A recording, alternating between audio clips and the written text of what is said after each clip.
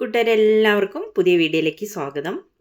ഇന്ന് നമുക്ക് വളരെ സിമ്പിളായിട്ട് പെട്ടെന്ന് തയ്യാറാക്കിയെടുക്കാൻ പറ്റുന്ന ഒരു വട്ടയപ്പത്തിൻ്റെ റെസിപ്പി നോക്കാം. വീട്ടിലുള്ള കുറഞ്ഞ ചേരുവകൾ മതി കേട്ടോ. വളരെ ടേസ്റ്റിയും സോഫ്റ്റും ആയിട്ടുള്ള വട്ടയപ്പം നമുക്ക് തയ്യാറാക്കിയെടുക്കാം. എല്ലാവരും വീഡിയോ ഒന്ന് ഫുള്ളായിട്ട് കണ്ട് സപ്പോർട്ട് ചെയ്യണേ. ലൈക്കും കൂടി ചെയ്യാൻ മറക്കല്ലേ. സബ്സ്ക്രൈബ് ചെയ്യാത്തവർ ചെയ്തും സപ്പോർട്ട് ചെയ്യണം കേട്ടോ. ഇനി നമുക്ക് വട്ടയപ്പം തയ്യാറാക്കാനായിട്ടുള്ള അരിപ്പൊടി എടുക്കാം. വറുത്ത 1 കപ്പ് അരിപ്പൊടിയാണ് ഞാൻ എടുത്തിട്ടുള്ളത്. പച്ചരി പൊടിച്ച് വറുത്താലും മതി കേട്ടോ. ഇനി നമുക്ക് കപ്പി കാച്ചിയെടുക്കണം.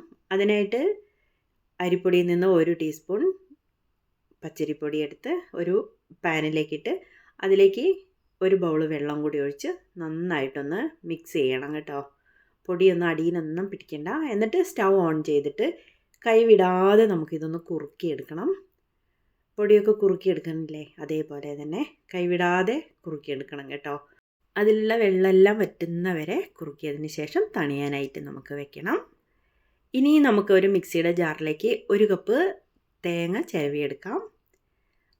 അതിലേക്ക് ഇട്ട് കൊടുത്തിട്ട് വട്ടയപ്പത്തിന് ടേസ്റ്റിനും സ്മെല്ലിനൊക്കെ വേണ്ടിയിട്ട് 3-4 ഏലക്ക തരി അതിലേക്ക് ഇട്ട് കൊടുക്കാം കേട്ടോ. ചെറുതായതുകൊണ്ട് ഒരു 3 എണ്ണം ഞാൻ പൊളിച്ചെടുത്തിട്ടുണ്ട്. അതൊക്കെ അവരവരെടുക്കുന്ന മാവിനനുസരിച്ച് ചെയ്യാം. ഇനി അതിലേക്ക് അല്പം വെള്ളം കൂടി ഒഴിച്ചിട്ട് നല്ല പേസ്റ്റായിട്ടൊന്ന് അരച്ചെടുക്കണം. നന്നായിട്ടൊന്ന് അരച്ചെടുത്തതിന് ശേഷം ഇതേപോലെ ഇനി നമുക്ക് അതിലേക്ക് പാകത്തിനുള്ള പഞ്ചസാര ചേർത്ത് കൊടുക്കാം. 1 കപ്പ് പഞ്ചസാര, ചെറിയൊരു കപ്പാണ് ചേർത്തിട്ടുള്ളത്. പിന്നെ നമ്മൾ കുറുക്കി വെച്ചിട്ടുള്ള കപ്പിയില്ലേ, അത് ഇതിലേക്ക് 1 ടീസ്പൂൺ ചേർത്തിട്ടുണ്ട് കേട്ടോ. പിന്നെ വേണ്ടത് മാവൊന്ന് പതച്ച് പൊങ്ങാനായിട്ട് ഈസ്റ്റാണ്. ഞാനിവിടെ ഇൻസ്റ്റൻറ്റ് ഈസ്റ്റായ കാരണം ഡയറക്റ്റ് തന്നെ മാവ് നമ്മൾ അരച്ചെടുക്കുമ്പോഴേക്ക് ചേർത്ത് കൊടുക്കുകയാണ് കേട്ടോ. മറ്റേതാണെങ്കിൽ നമ്മളതൊന്ന് വെള്ളത്തിലൊന്ന് കുതിർത്ത് വെച്ചതിന് ശേഷം മാത്രമേ ചേർക്കാൻ പാടുള്ളൂ. പിന്നെ നമുക്ക് എടുത്തു വെച്ചിട്ടുള്ള പച്ചരിപ്പൊടിയും കൂടി ഇതിലേക്ക് ചേർക്കാം. ഇതെല്ലാം കൂടി ഒരു ബൗളിലിട്ടിട്ട് നന്നായിട്ട് മിക്സ് ചെയ്യാം കേട്ടോ, എന്നിട്ട് ചേർക്കാം. പക്ഷെ ഞാനിതെല്ലാം മിക്സിയിലേക്ക് ഇട്ടു. ഇനി ഒരു അല്പം ഉപ്പാണ്, ഒരു പിഞ്ച് ഉപ്പും കൂടി ചേർത്തിട്ടുണ്ട്. ഇനി പാകത്തിന് വെള്ളം ഒഴിച്ചിട്ട് നന്നായിട്ട് അതൊന്ന് മിക്സ് ചെയ്യാം. മിക്സിയുടെ ജാറിൽ തന്നെ ഇട്ടിട്ടാണ് ഞാനത് എളുപ്പത്തിന് വേണ്ടി ചെയ്തതേ. ഇനി ഒന്ന് ഇളക്കിയതിന് ശേഷം നമുക്കൊന്ന് അരച്ചെടുക്കാം. നല്ല നൈസായിട്ടുള്ള പൊടിയല്ലേ, അതുകൊണ്ട് പിന്നെ കൂടുതൽ സമയമൊന്നും വേണ്ടി വരില്ല കേട്ടോ. ഒന്ന് നന്നായിട്ടൊന്ന് മിക്സ് ചെയ്തിട്ടുണ്ട്. കപ്പി കാച്ചിയതും പഞ്ചസാരയും തേങ്ങ അരച്ചതിലേക്ക് ചേർത്തതാണ്. ഇനി അതൊന്ന് അരച്ചെടുക്കാം. ഇഡ്ഡലിയുടെ മാവിൻ്റെയൊക്കെ പരുവത്തിലാണ് കേട്ടോ വേണ്ടത്. കൂടുതൽ വെള്ളം കൂടാൻ പാടില്ല. അഥവാ കൂടിയിട്ടുണ്ടെങ്കിൽ തന്നെ ഇച്ചിരി പച്ചരിപ്പൊടിയൊക്കെ ചേർത്തിട്ട് ഒന്ന് ടൈറ്റാക്കി എടുക്കണം. ഇതേപോലെ. ഇനി നമുക്കതൊരു മറ്റൊരു ബൗളിലേക്ക് ഒഴിച്ചു വെച്ചിട്ട് ഒന്ന് അടച്ചു വയ്ക്കാം. കുറച്ച് വലിയ പാത്രത്തിൽ ഒഴിച്ചു വെച്ചോളൂ കേട്ടോ, ഇല്ലെങ്കിൽ മാവ് പൊങ്ങി വരില്ലേ. നമ്മൾ ഇഡ്ഡലിക്കും ദോശയ്ക്കൊക്കെ ഒഴിക്കുമ്പോഴിങ്ങനെയല്ലേ. ഇനി ഒരു 5 മണിക്കൂറിന് ശേഷമാണ് ഞാനിത് തുറന്ന് നോക്കിയത്. മാവൊക്കെ നന്നായിട്ട് പൊങ്ങി വന്നിട്ടുണ്ട്, കണ്ടില്ലേ, ബബിൾസൊക്കെ കാണുന്നില്ലേ. ഇനി ജസ്റ്റ് നമുക്കതൊന്ന് മിക്സ് ചെയ്ത് കൊടുക്കാം. കൂടുതലങ്ങ് മിക്സ് ചെയ്തിട്ട് അതിൻ്റെ ബബിൾസ് ഒന്നും കളയണ്ട കേട്ടോ. ജസ്റ്റ് ഒന്ന് മിക്സ് ചെയ്തിട്ടേ ഉള്ളൂ.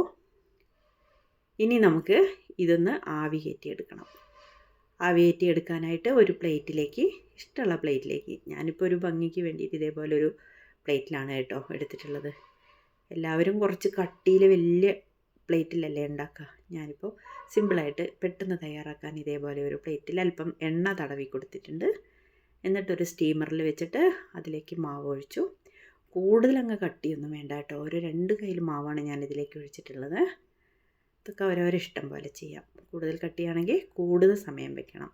ഇനി കാഷ്യൂനട്ടോ റേസിൻസോ ഒക്കെ ഉണ്ടെങ്കിൽ ഒന്ന് ഡെക്കറേറ്റ് ചെയ്യാം നമുക്ക്. ഞാനിതിലേക്ക് കുറച്ച് കാഷ്യൂനട്ടും വെച്ചിട്ടുണ്ട്. ഒരു 3-4 റേസിൻസും കൂടി ഇട്ടിട്ടുണ്ട് കേട്ടോ. എന്നിട്ട് ഒന്ന് നമുക്ക് സ്റ്റീമർ അടച്ച് വെച്ചിട്ട് ഒരു 20 മിനിറ്റ് കഴിഞ്ഞതിന് ശേഷം, കട്ടി കുറവായതുകൊണ്ട് ഞാൻ പെട്ടെന്ന് എടുത്തു, 20 മിനിറ്റ് ആയപ്പോഴേക്കും എടുത്തു. എന്നിട്ടൊന്ന് കുത്തി നോക്കി കേട്ടോ. അപ്പോൾ കോലിലൊന്നും ഒട്ടിപ്പിടിച്ചിട്ടില്ല. പിന്നെ തണുത്തതിന് ശേഷം നമുക്ക് കട്ട് ചെയ്ത് കഴിക്കാം. ഇത് ചിക്കൻ കറിയുടെ കൂടെ വെറുതെ ചായക്കോ ഒക്കെ കഴിക്കാൻ നല്ല ടേസ്റ്റായിരുന്നു. എല്ലാവരും ഒന്ന് അഭിപ്രായം പറയണം കേട്ടോ. വീഡിയോ ഇഷ്ടപ്പെട്ടാൽ ഷെയർ ചെയ്യാൻ മറക്കല്ലേ. വീഡിയോ ലൈക്ക് ചെയ്യാൻ മറക്കല്ലേ. സബ്സ്ക്രൈബ് ചെയ്യാത്തവർ ചെയ്ത് സപ്പോർട്ട് ചെയ്യാനും കൂടി മറക്കല്ലേ കേട്ടോ. വീണ്ടും നമുക്ക് മറ്റൊരു വീഡിയോയുമായി കാണാം.